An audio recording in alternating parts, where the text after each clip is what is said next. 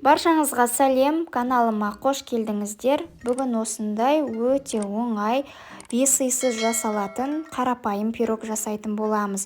Және де өте жұмсақ әрі дәмді, хош иісті болып шығатын болады. Міндетті түрде жасап көріңіздер, видеоның соңына дейін қараңыздар. Алдымен бізге бөлме температурасындағы жылы жұмыртқа қажет болады. 3 жұмыртқамызға 12 ас қасық қантымызды саламыз. Одан кейін жақсылап миксермен араластырамыз. Массамыз ағарғанша дейін, көпіріп ағарғанша дейін жақсылап араластырамыз.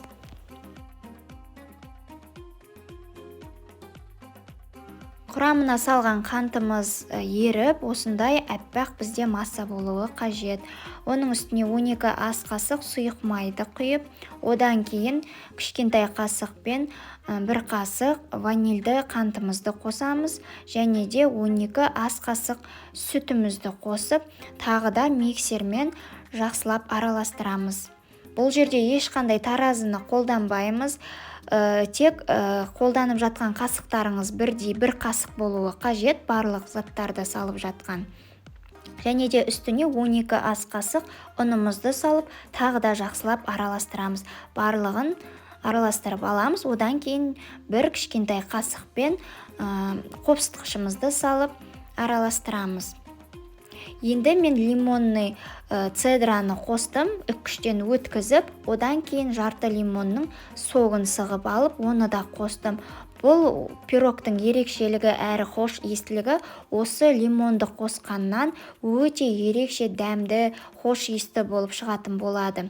Қалаған формаңызға май жағып немесе пергамент төсеп, құйып алып 180 градуста 35-40 минутта пісіріп аламыз.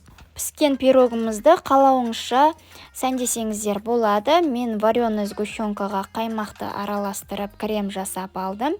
Және де құрамына ұсақталған менде орехтер болды, оны да қостым. Одан кейін осылай қасықпен өрнектедім, және де үстіне кокос ұнтағын сеуіп, тағы да әсемдедім. Сіздер қалауыңызша сәндесеңіздер болады, немесе осы бисквиттің үстін тек қана сахарный пудраны сеуіп ұсынсаңыздар да болады.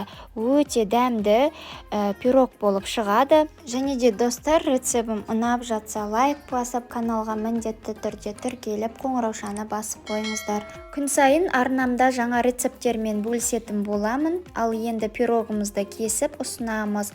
Ортасы толықтай пісіп, өте дәмді, жұмсақ, әрі хош иісті болып шығады. Жасалу жолы оп-оңай және де қарапайым заттармен жасалады. Сіздер де міндетті түрде осы рецептпен жасасаңыздар, ұнайтынына сенімдімін. Ас болсын.